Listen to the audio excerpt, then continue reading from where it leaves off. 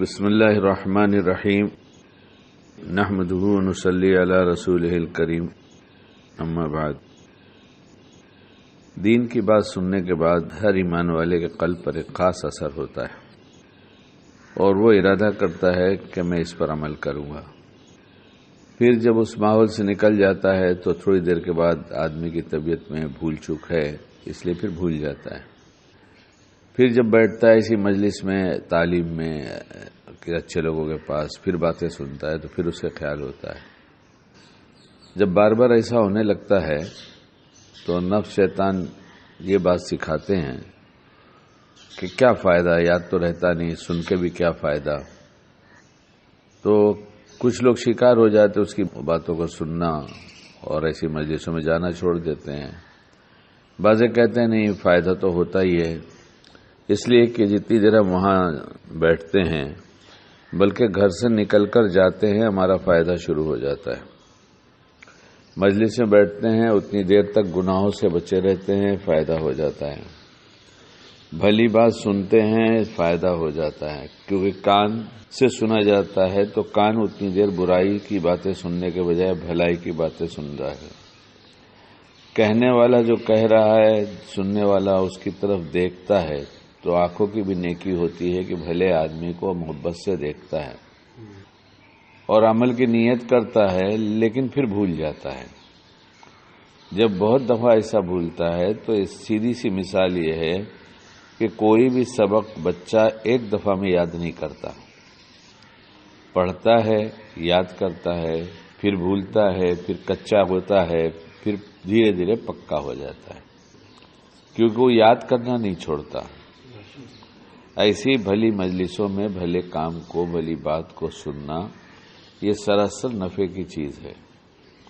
اس لیے کتاب میں ایک بات لکھی ہے جس کا مفہوم یہ ہے کہ بھلی بات کہنا اور سننا دونوں نافع ہے، اس لیے تو نفع ہی ہے۔ اب یہ کہ کسی عمل کو بھول گیا تو کیا کرے؟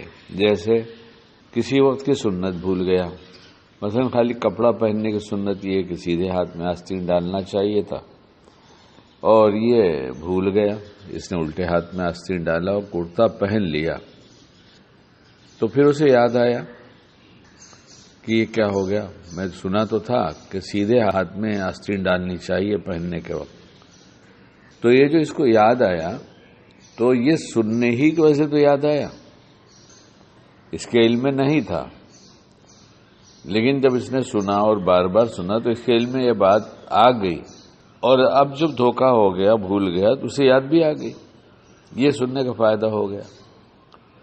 لیکن اتنے ہی فائدے پر کیوں رہا جائے؟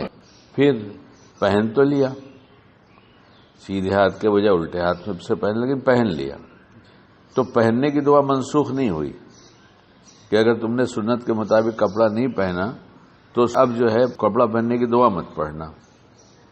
تو اس کا مطلب وہ یاد آئی کہ ہم نے غلط کیا، تو وہ سننے کا ایک فائدہ یہ ہوا کہ اچھا دعا تو پڑھ لو، دعا پڑھ لیا اور پھر توبہ بھی کر لیا کہ اللہ مجھ سے بھول ہوئی، میں نے غلط کیا، تو دو عمل ہو گیا، بھولنے کے بعد دو عمل ہو گیا۔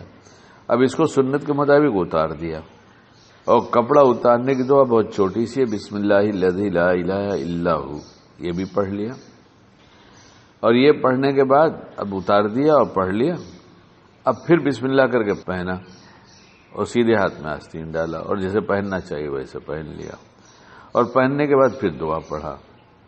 تو پہلے یاد رہتی تو دعا ایک دفعہ پڑھتا اور پہننے ہی کی سنت ادا ہوتی، لیکن نفس شیطان نے بھلا دیا، تو اب دو دفعہ عمل کرے گا تو آئندہ شیطان خود ہی کہے گا، نفس خود کہ دعا پڑھ لے سیدھے ہاتھ میں ڈال، دعا پڑھ لے سیدھے ہاتھ میں ڈال۔ تو جو نقصان پہنچاتا ہے نفس شیطان، وہی نفع کی بات سکھانے لگے گا، اس لیے کہ اگر اس نے دھوکہ دیا تو ہم ڈبل کریں گے تو ہمیں زیادہ فائدہ ہوگا۔ اس لیے اللہ نفس شیطان کے شر سے بچائے اور ہر کام کو سنت کے مطابق کرنے کی توفیق عطا فرمائے۔